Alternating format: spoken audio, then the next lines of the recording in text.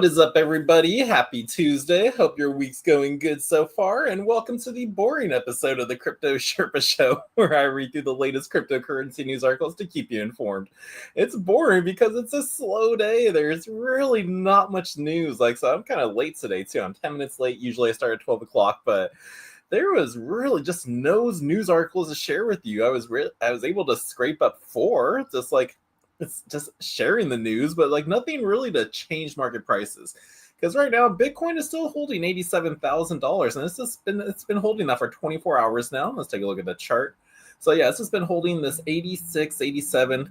We touched 88 the other day, yesterday, and then we went low to 86, but we were just holding this section right now. So definitely, when there's nothing really going on in the news, yeah, prices are just going sideways, stagnant. But hey, we're kind of holding average on that one RSI chart that CoinMarket has. So yeah, average crypto RSI, we're at a 51. So we're not oversold, we're not overbought. We're just in the middle, but people are still experiencing extreme fear. But let's go through the news for what I have for you, because again, this will probably be a quick episode, but hey, let's find out what's going on today. So first up, we have a city in France which allows its people to pay for their transportation in Bitcoin and crypto. So yes, which city is this? This is Toulouse City, as it pioneers the crypto-powered public transport in Europe. So according to several reports, Toulouse became the first city in France to accept Bitcoin and other cryptocurrencies for subway and public transport payments starting on March 17th, 2025, as part of the broader initiative to modernize transit systems. So they've been doing this for a couple of months now. So yeah, let's hear how it's been going. So Europe's first Toulouse Metro adopts the Bitcoin payments. Now, Toulouse public transport operator TruthSocial launched cryptocurrency payments for metro, bus, tram, and cable car services on March 17th. The initiative allows users to purchase tickets via the TruthSocial mobile app on Android devices, converting Bitcoin and over 70 other cryptocurrencies to euros instantly. Now, this shields TruthSocial from market volatility, while also letting passengers use digital assets for fares. And here is the tweet from Lizzie, the European Premier Crypto Trans team, and later pop-up ad. But yeah, you can use crypto for metro, tram, bus, and cable cars. So that's pretty cool. Now, payments are processed through partnerships with fintech firm Lolli and the exchange platform Binance. A single ticket costs around 0.00024 Bitcoin, or $1.80. That one's euros, because it's a C. Yep, I'm slowly learning my money symbols. If it's the L with that line, it's a pound, but that is definitely a euro. So it only costs about $1.80 euros. Now, with options for multi-ride passes and subscriptions, the system includes iOS users, which may present accessibility issues. Now, accepted cryptocurrencies include Bitcoin, Ethereum, XRP, and Solana, and USDT. The move aligns with France's growing crypto adoption at 18% of residents own digital assets in 2024. That was with a research from Gemini. Now, TruthSocial's finance head, Sacha Briand, cited modernization goals building on 2023's rollout of credit card payments on buses. However, users must declare transactions on tax form 3916-biz and complicating small purchases. Now, price fluctuations during conversions also pose risks. Toulouse's model mirrors systems in Argentina, where 37 cities adopted crypto transit payments by 2019, but marks a European first. Now, prior French efforts like bus companies' Islandist 2016 Bitcoin trial lacked municipal scale. If done right, Toulouse's success could inspire wider European adoption through Android exclusivity and problematic tax hurdles will likely slow momentum, but the initiative highlights shifting payments trends and tests that crypto's viability in public services as digital currency ownership rises. Now, Toulouse's experiment may redefine urban mobility if regulatory and technical challenges are addressed. So yeah, so we can see if this actually does well in different times. I guess prior French efforts back in 2016, they tried to do it.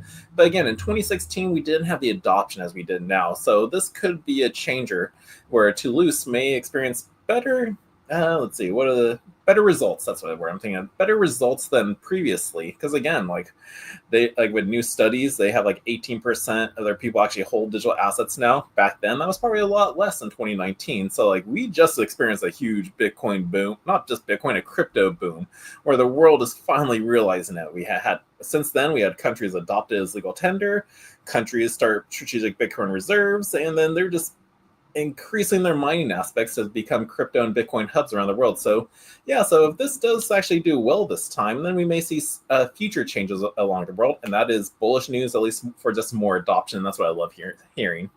So yeah, so that's our first like little Bitcoin news article for you. Like literally, that's all the Bitcoin news I have. Like you can use your Bitcoin to pay for transits in Europe, or at least in France. But there is nothing else going on in the Bitcoin space. So sorry if you're hoping for more Bitcoin news, but that's the most exciting article we have for you. Now let's go into our next article, talking about the exchange Exodus. That's a crypto wallet we do like promoting here at the Crypto Club. Easy to use, we know the people, and looks like they're expanding their program or their platform to handle on-chain payments, and they want to do everything in-house. So let's cover this article for what they just did. So Exodus taps Bitcoin holdings to fund a $175 million move into on-chain payments.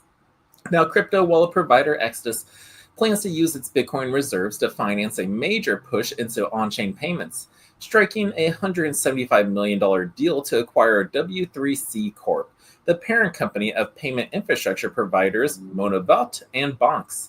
Now, the agreement announced on Monday marked a major shift in strategy for the New York Stock Exchange listed company.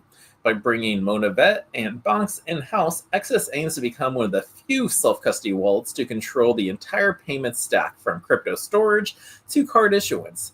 So by bringing card and payments infrastructure in-house, we are closing the gap between holding and spending, and then positioning Exodus as the only platform you need for your money, said CEO JP Richardson. Now, the company plans to fold issuing, processing, and compliance tools directly into its consumer and enterprise products, reducing its reliance on third-party vendors and also enabling support for a broader range of assets, including the most widely used payment stablecoin. It also expects to gain the ability to issue cards through Visa, MasterCard, and Discover. Now, I didn't even know Exodus was public and live on the New York Stock Exchange, so this was new to me, but I guess their stock share is at $15.18 today, which is up, so that was bullish news on the stock price. Now, the Exodus uses Bitcoin holdings to finance the deal, but to finance the $175 million deal, Exodus will use cash on hand and draw from its credit facility with Galaxy Digital, a loan secured by the company's Bitcoin holdings as part of the agreement. Now, Exodus has already loaned $58.5 million to W3C to support its acquisition of Monavot and Bonks, and may extend an additional $10 million for working capital. Closing is expected in 2026, and the economics from interchange processing and program fees are expected to become a foundational part of our payments and transaction service business, said James Gurnetsky, Chief Financial Officer of Exodus. Now, as part of the deal, ExoSwap, Exodus's on-chain exchange aggregator, will gain access to Monavot and Bonks tools for programmable payouts and turnkey card issuance.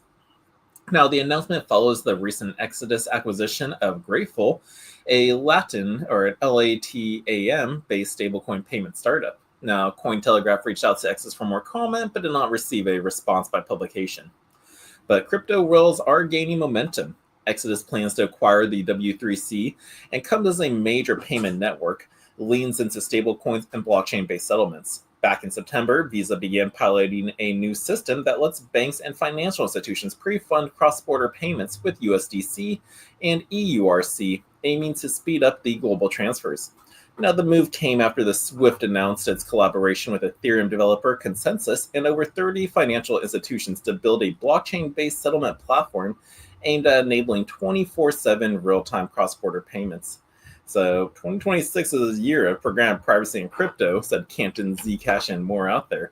But yeah, so way to go, Exodus, on bringing that in. I like the wallet. I trust it. But again, having the wallets is always about, though, how you treat it. Like adding this feature, like I'm pretty sure you'd have to do a KYC with, I don't know, Exodus now, since they're the holding companies of it. But yeah, when it comes to crypto wallets, you want to try to keep it as private as possible. But hey, you can always say have your phone wallet use the Exodus, like have a separate C phrase and everything if you need to do a KYC to gain a card, do purchases in house or whatnot, whatever they require.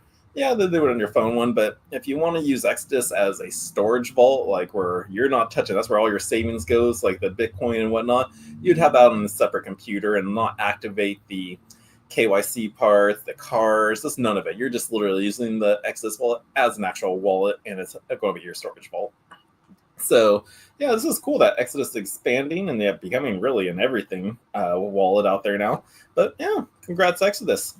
Now, what other news do we have? Let's see. Again, we're just all over the place because, again, we had Toulouse City who accepts crypto payments for transportation in France. Now we had Exodus acquiring this company to bring in more on-chain activity as well as card payments. And now we have XRP's price prediction. And there is multiple XRP ETFs going live before Thanksgiving. So big money's coming. Can XRP go in? Like, we were down under $2, but we had a nice little rise. If you bought the XRP, you're probably kind of happy.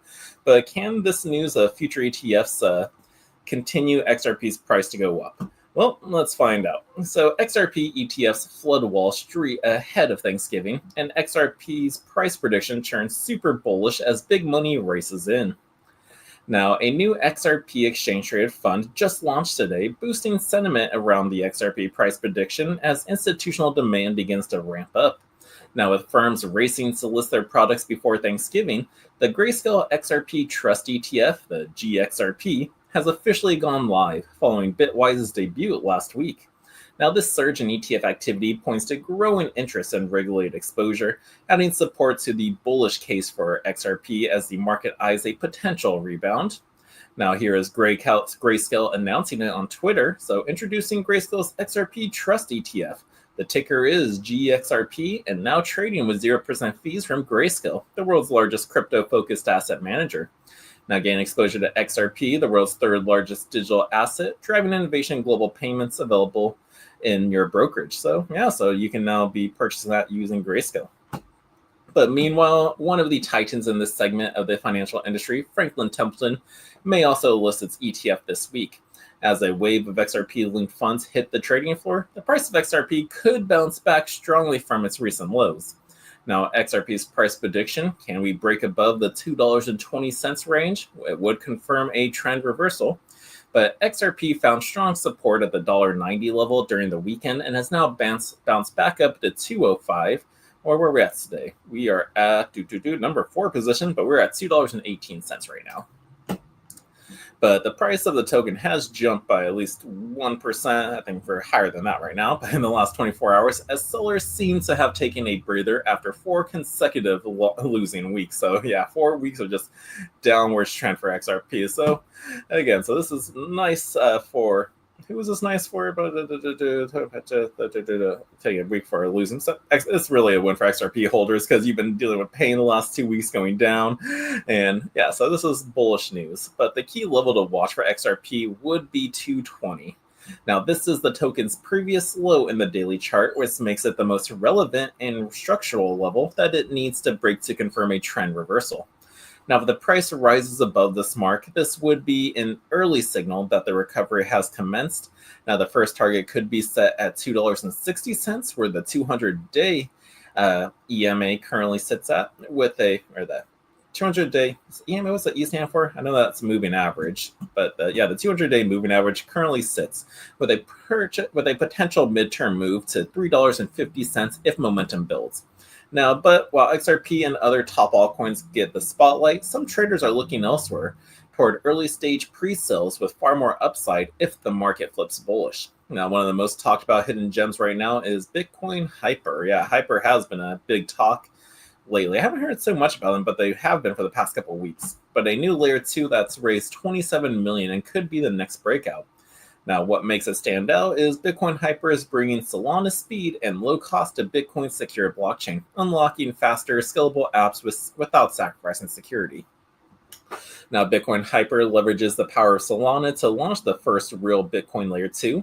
The Bitcoin network has struggled for years to expand its ecosystem amid the blockchain's natural constraints, e.g. low speeds and high transaction costs, which I never really experienced the high transaction costs. So far, my transactions always been like 50 cents. I mean, that's not bad. Sometimes it's even lower.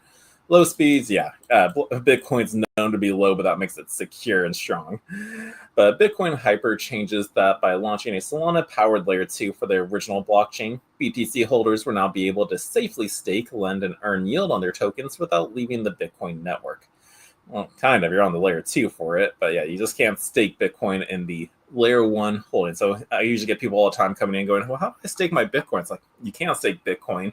But I guess with Bitcoin Hyper, you kind of can, because you're using Bitcoin on Bitcoin Hyper's layer 2. And then technically, what would that be, a wrap coin, or is it still on chain? I really don't know how Bitcoin Hyper works out there. I don't own any, but it is really talked about, because I think people are just really more stoked about, oh, I can stake my Bitcoin, earn passive income that way. Me, I would just rather just hold the Bitcoin, keep it on chain, keep it in my wallet, and not to worry about if there's any vulnerabilities in Bitcoin Hyper's code. Just saying. But the Hyperbridge makes this possible by receiving Bitcoin into a secure wallet and then minting the same amount of Bitcoin Hyper's layer 2. Okay, so that's how it worked. I literally just said, like, I'm not sure how they do it, where they bridge it over from Bitcoin. But yeah, so I guess it goes from into a secure wallet, minting the same amount on the layer 2. And then vice versa, probably if you send it back, if you bridge it back over to the main chain, it'll burn the Hyper tokens. But once the tokens are on-chain, users can dive into DeFi apps, make fast, low-cost payments, and even create meme coins, all while staying backed by real Bitcoin. Now, as the demand for this solution increases, the price of Hyper is set to explode. Is it? I don't know. Maybe. Who knows in this space? But to buy Hyper at its discounted pre-sale price, simply head to the official Bitcoin Hyper website and link up a compatible wallet. Wait, is that coin not even out yet? Bitcoin Hyper wallet? I thought the coin was already out. Hold on. We got Hyper ticker. We're doing some research, guys. We're doing some research. HYPC. Was it this one? Hold on. Where was I at? So HYPER. Oh, wrong one. Let's see. HYPER. Hyper. So we got Hyperlane. Hyper So yeah, I am still not seeing Hyper. So it is not out yet. So I'm hearing all this Hyper, but is the coin not actually out right now? Interesting. So did it get launched? Let's see. Bitcoin. Let's actually go to the website. It said you can purchase it here. We're doing some research since this is a slow episode day. I literally got one other article after this. So let's do some deep dive research. Let's see. Official Bitcoin Hyper. Let's see where this takes us. So the fastest Bitcoin layer 2, scalability, speed. So we're still in the pre-sale. Buy shares now. We got 1 hour. So far they've raised $28 million. So that's crazy. One Hyper is valued at 1 cent. So okay, this is going to be a pre-sale coin out there. And yeah, if you want to take the chance, guys, go for it. But again, this is a highly risky coin out there. So you could put money in it and it could go to absolute zero. Just saying, and that's even before you even get the coin, because usually with ICOs, like you connect to a wallet, it's like, say, this platform right here, you make your purchase, and then whenever they do finally release the coin, then it should go to your wallet, or it still just hangs on this dashboard. So you really want to do some research before you jump into any pre-sale coin, because you want to know, it's like, well, how much am I getting back? Because usually when you get the coin or it first gets publicly released, you may want to take some profits, but hey, what if you only got 5% back of the tokens that you purchased? So pay attention to like release dates and like when you would actually get it. I am probably going to stay away from this coin, but you guys can do you if you want to take the chance. This just seems too risky and volatile for me. And yeah, but it doesn't stop me from taking chances. Like yesterday, I took the chance on that Monad coin, which is our next article about some guy who farmed the coin, actually spent all $112,000 on gas fees for failed transactions. That's right. And yeah, so there's a lot of farmers out there, or how do you call that?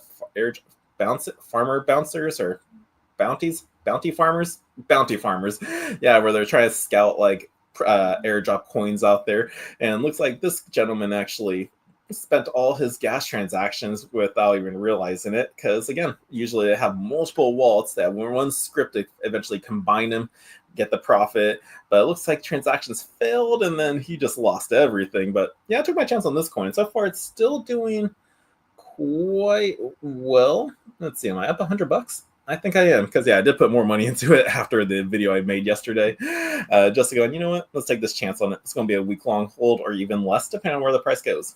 But yeah, let's hear about this Monad airdrop farmer who spends his full 112,000 Mon reward on gas for failed trades. But a suspected airdrop farmer burned through their entire $112,000 of Mon rewards in hundreds of failed transaction attempts. So you must be thinking, did he just keep clicking send, didn't go through? No, because he was an airdrop farmer that had, again, like I said, had many different wallets trying to connect them, but then one just didn't work through, and that just started the process. But a crypto airdrop farmer lost more than $112,000 in newly issued tokens by burning the entire reward on failed blockchain transactions. And in crypto, a professional airdrop farmer, or a squatter, is a person who interacts with emerging protocols solely for the airdrop rewards, often using multiple wallets to compound the rewards. Now, cryptocurrency wallet OX7F4 received about $112,700 worth of Monad or Mon tokens as a reward for the activity leading up to the launch. Now, in an unfortunate turn of events, the trader lost the entire $112,000 across hundreds of failed blockchain transactions, which all deducted gas fees despite not being completed. So according to the blockchain data from SolScan, congratulations to OX74E.FA7D, who managed to spend their entire Monad airdrop on failed transactions fees, wrote the crypto investor Joe in a Monday X post. So, but yeah, that kind of sucks for the dude. Yeah, it's better for me though, because now that's coins that just can't be taken off. But the incident serves as a reminder to run test transactions before large-scale transfers, which involve users sending a small amount of funds to the destination address to verify the transfer parameters are correct. Now, based on the transaction patterns, the users behind the wallet probably submitted hundreds of transactions in a short time, likely through a script, but didn't notice that the first transaction had begun failing. So yeah, so to avoid this type of scenario, do a test transaction like we just read. It's just like you verify that the transaction goes through, you have the correct wallet address, and then once you confirmed on the other end, boom, send the rest. So yeah, never forget to do that. I know like me, I'm so confident I'll do a full-on transaction at once, but it's always good to do the tester transaction. Sure, you gotta pay that little gas fee, but it is safer if you're transferring a large amount. So just always keep that in mind. But let's see, what else is going on with the Monad? Looks like Slow Mist warns of Monad claim portal hack. So the incident came as soon as Monad airdrop recipients reported missing allocations. According to Koss, founder of the blockchain security firm, Slow Mist's vulnerability in the Monad claim portal allowed hackers to bind a user allocation to an attacker-controlled wallet. Now, multiple users reported not receiving their airdrop shares, which were bound to a hacker's address before the allocation was disseminated, wrote Koss in a Tuesday X post. Now, Koss said that the exploit let attackers hijack a user's sessions on the claim page and redirect the airdrop to their own address without requiring wallet confirmations.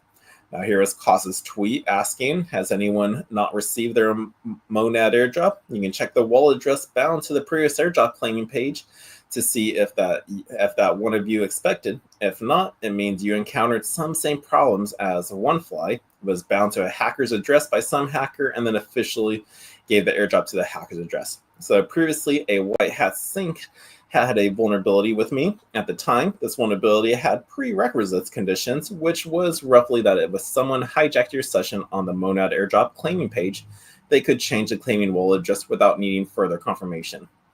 Now, I'm not sure if OneFly encountered the similar vulnerability attack. I suggest Monad participants in the investigation, such as just checking their change logs and for claiming wallet addresses. So again, airdrop farmers have been long-standing issues for emerging cryptocurrency projects due to their value extraction methods, which seek to sell the tokens immediately after the drop. In March of 2023, it was revealed that airdrop hunters consolidated $3.3 million worth of tokens from Arbitrom's ARB airdrop from 1,496 wallets in just 2 wallets that they had controlled. Now, earlier in February, non-fungible token platform OpenSea paused its airdrop reward system following user backlash that the new mechanics promoted wash trading and prioritized earning fees, not genuine building activity. So, yeah, what did I see here? Airdrop hunters, they consolidate wallets, as long as saying HA American do value extraction method, which seek to sell tokens immediately. So yes, because this guy dude though spent like his transaction gas fees, he didn't get to sell his coins immediately, which did not cause the price to go down. And usually, yeah, when we get like airdrop coins out there, like the price will go up and then dip immediately. But that didn't happen with Monad, but that could have been that issue, or what else could have happened? Let's see. Again, guys, do not put any money in this coin. You will lose it all. Just not financial advice, just saying. But yeah, usually when we have like an ICO coin, like it just dumps right away. But again, I don't think it's going like that right now because the coin really came out at a pre-sale at 2.5 cents, but some pre-sold people out there, I think we're buying at 13 cents out there. So yeah, there's some articles out there talking about is Monad a scam, but that was kind of like a hashtag like that's been going on in the early days. So Monad scam, how bad is a Mon token situation? Because yeah, this article they were talking about how the ICO people, yeah, they need to get up to 13 cents before they can even break even on their purchase, versus the new sellers who just bought in on day one. So yeah, so that's kind of bad right here. Yeah, they bought around 13 cents. So But yeah, so it's not looking too good for Monad. But there was one little good news article out there. I think like Circle partnered with them. So that's why I'm still holding on to this coin for a little bit longer. Like I could take that $110 profit and go, hey, I bought a meal for the day. Technically, that's like 3 meals or maybe more, depending on how much $100 can get you. But I don't know. I'm still holding because, again, there's still some like hopium. It's like, okay, how high can we go? If I can do it 2x, I am very happy. And then I'll probably will just pull it all at that point just because it was a fun experiment. I wanted to see how ICO coins or how this ICO coin reacted, because again, it was one of Coinbase's first ones, and I want to see how people, like when the coin comes out, people usually see it on Coinbase, there's all usually go, oh, new coin, let's buy it, it can go up to here, and they just got that. So I'm just trying to go off of how people is going to react. So it was just a theory. We want to see how this goes. So guys, do not put any money in this coin at all. You will lose it. I'm just saying. If you want to take the chance and have fun with me, play with it, go for it. That sounds cool, but just do not buy Monad coin. Don't do it. Because again, I don't get financial advice here. I'll play with coins. The only thing I will say is buy Bitcoin, hodl it, because that's just always going to go up in the future. May experience some dips in between, but in the long run, Bitcoin always goes up. So that's the only financial advice I really can say, because it has proven itself to do that. But any other altcoin, oh, they're all scam rug pulls. Don't even get into them. And sure, there's some coins with use cases out there. Love Theta, love Litecoin. I do enjoy Cardano and Solana, Ethereum. So like, there's altcoins I do like, but basically 99% of the other ones scam and rug pull. So stay away. And Monad probably could be one of them. We just gotta wait and see. But it's up 70%, and I'm enjoying it. But again, yeah, this is really all the news I have for you guys.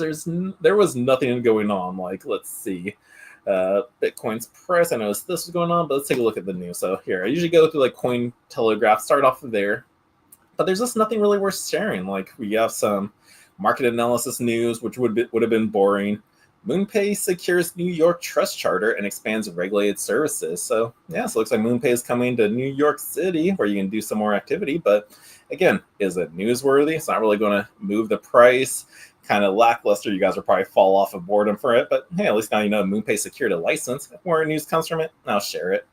Let's see what other stuff. South Korea's stablecoin framework stalls as regulatory split over bank's role. So yeah, South Korea just cannot decide how do we control the stablecoins. Maybe just take a piece from America. We have the Genius Act coming out, but it's just like what is it? Like stablecoin companies need to at least have this X amount of reserves, bonds, whatnot. So there's rules got to be in place, but I don't know. Yeah, South Korea is stalling over the bank's role where they want the full control. So it's like just kind of with both. Like have the banks have their CBDCs and have stablecoins just be run by private companies out there. And then let's see, crypto lures face uphill battle in New York, the future info, building Web3. Again, there was just like nothing going on. So sorry for it being a boring episode, but yeah, at least bullish news though on the Toulouse City pioneers for crypto public transfer. That's bullish adoption news, and I love seeing it. But yeah, that's it, guys. There's really nothing else going on in the space. I do have to get ready for our crypto class here at the Crypto Club. We're going to be debunking Bitcoin myths, so that's going to be a fun class to attend.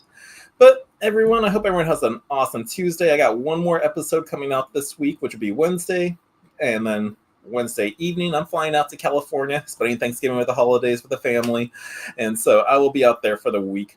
Who knows? Maybe I'll do a Thanksgiving episode. Maybe I'll do a Black Friday episode. We'll just have to wait and find out. But I'll be back here on Monday. But so everyone, have an awesome Tuesday. Go get some tacos. Don't really focus on the price right now. We're just sideways right now. Don't let it distract you. Enjoy your day. Enjoy your life. But everyone, have an awesome day. And I will see you again tomorrow with more crypto news. Peace. What if I told you a truck driver cracked the code to building a crypto empire? Meet Bitcoin Ben. He went from driving 18-wheelers to creating 6 different ways for regular people to stack Bitcoin and build wealth. This isn't just another crypto course. This is a complete ecosystem where you earn while you learn. First up, The confidential bulk purchase program. Get Bitcoin at wholesale prices through group buying power. Then there's Home to HODL. Convert your home equity directly into Bitcoin instead of cash. Need funding? The Loans for Bitcoin program gets you the capital to buy more crypto. Want passive income?